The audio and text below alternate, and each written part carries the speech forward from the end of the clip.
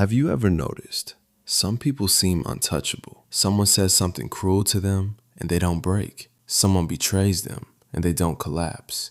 Someone leaves them and they don't fall apart. And then there's everyone else. One harsh word and it ruins their entire week. One rejection and it destroys their self-image. One difficult person and it drains all their energy. What's the difference? Is it that some people simply feel less than others? Are they cold? Emotionally detached? Just lucky?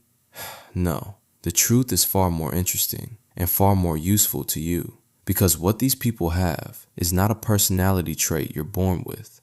It's a skill, and today you're going to learn exactly what it is. Stay with me.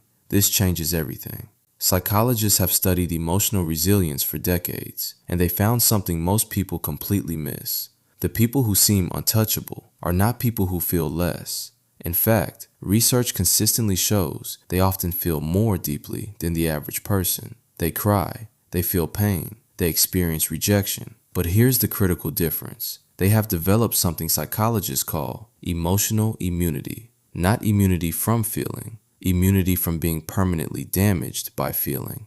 Think about it this way. When you get a vaccine, your body still encounters the virus. It still registers it. It still responds to it. But it's not destroyed by it because it was prepared. Emotionally immune people work exactly the same way. They still feel the criticism. They still feel the rejection. They still feel the betrayal, but they process it differently. And that processing is the entire key. Before we go deeper, if you've ever felt like you absorb everything too deeply, drop sensitive in the comments, because this video was made for you. So what exactly do these people do differently from everyone else? Psychologists have identified 5 specific patterns, 5 habits that create what looks like emotional armor, but is actually something far more sophisticated. Let's break them down. Habit number 1. They don't make other people's opinions their identity. This is the foundation of everything. Most people, without realizing it, have outsourced their self-image. They feel good about themselves when others approve of them. They feel bad about themselves when others criticize them, which means they have handed control of their emotional state to every person they encounter. The emotionally immune person has a different internal structure. Psychologists call it a stable self-concept. It means their sense of who they are does not shift based on what someone else thinks of them. When someone criticizes them, they consider it, but they don't absorb it as truth automatically. They ask themselves one question: is this actually accurate, or is this just someone's opinion? And that one question creates an enormous amount of psychological protection, because the moment you stop treating opinions as facts, you stop being controlled by them. Habit number 2. They feel their emotions completely and then release them. Most people do one of 2 things with difficult emotions. They either suppress them, pretending they don't feel anything, or they get stuck in them, replaying the same pain over and over for days or weeks. Neither of these works. Suppression doesn't make emotions disappear, it buries them, and buried things eventually explode. Rumination doesn't process pain, it amplifies it. Every replay makes the wound deeper. But emotionally immune people do something different. They allow the emotion fully. When something painful happens, they don't immediately try to think their way out of it. They let themselves feel it completely. Psychologists call this emotional completion. The emotion moves through them instead of getting stuck in them, and once it's moved through, it loses its power. The pain doesn't disappear, but it stops controlling them. This is the single most important difference between people who get over things and people who stay stuck for months or years. Habit number 3. They control what they can and genuinely release what they can't. This sounds simple, but most people never actually do it. Emotionally immune people have developed what psychologists call a high internal locus of control, which simply means this: they are focused almost entirely on what they can influence, their response, their effort, their boundaries, their choices, and they genuinely let go of what they cannot control, what other people think, what other people do, what other people say about them. Now here's the critical thing. This is not indifference. They still care, but they don't invest their emotional energy in things that are completely outside their control, because emotional energy is finite. Every hour you spend upset about something you cannot change is an hour stolen from something you actually can. And emotionally immune people have understood this on a deep level.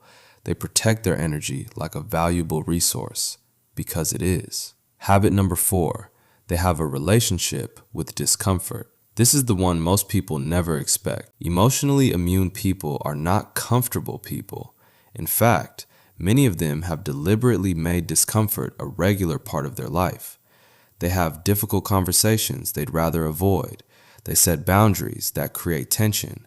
They pursue goals that require consistent failure because they have learned something most people never figure out. Discomfort is not a sign that something is wrong. It is the feeling of growth. When you avoid discomfort, you tell your nervous system that discomfort is dangerous, and a nervous system that fears discomfort becomes extremely fragile. Every criticism feels like a threat. Every rejection feels catastrophic. Every conflict feels unbearable. But when you regularly face discomfort and survive it, you build something psychologists call distress tolerance, the ability to feel difficult things without being destroyed by them. This is why emotionally immune people seem to handle everything. It's not that they're stronger, it's that they've practiced.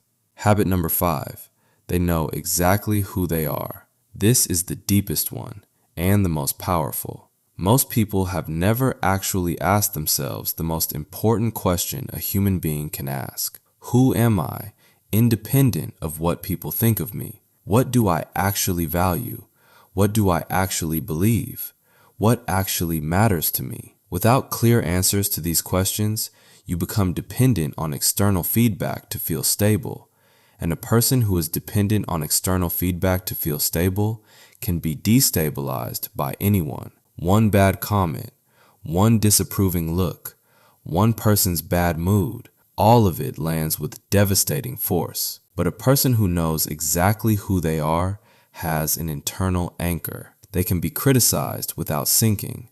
They can be rejected without dissolving. They can be misunderstood without losing themselves, because their identity doesn't come from outside.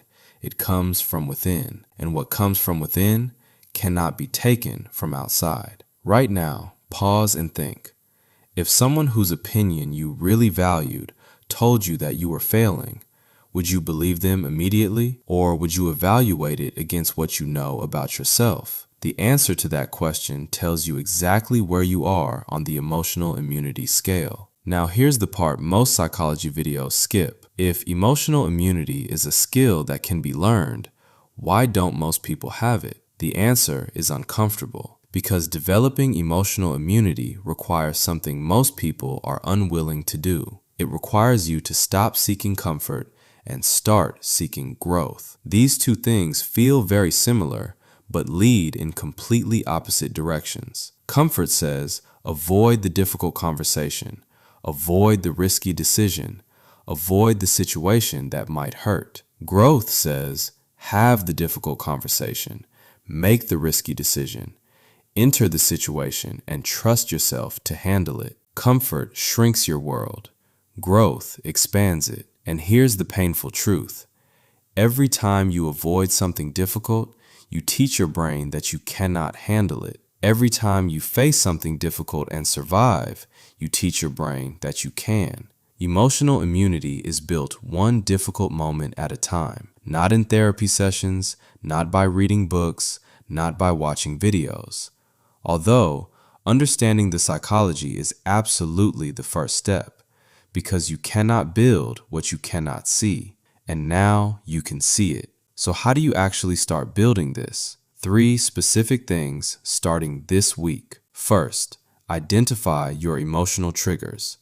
For the next 7 days, every time something upsets you, write down 3 things.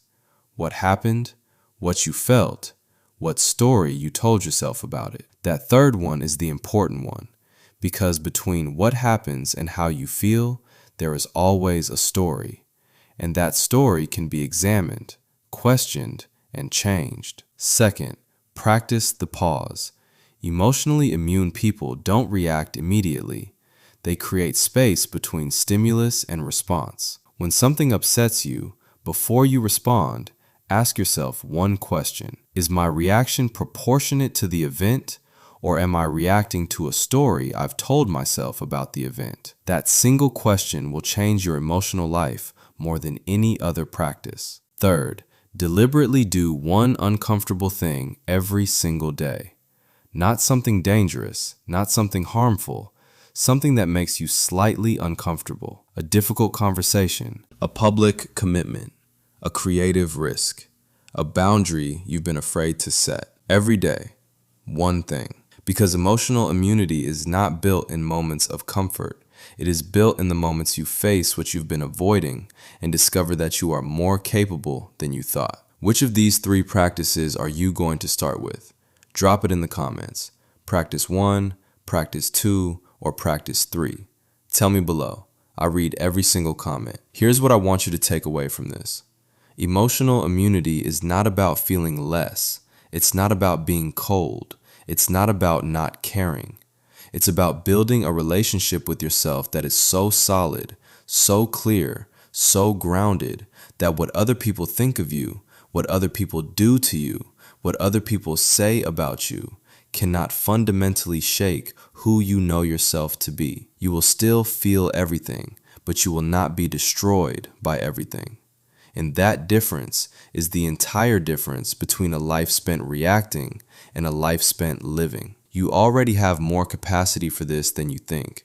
You just haven't been shown how to access it until now. If this video helped you, give it a like right now. It takes 1 second and it helps this reach someone who needs it.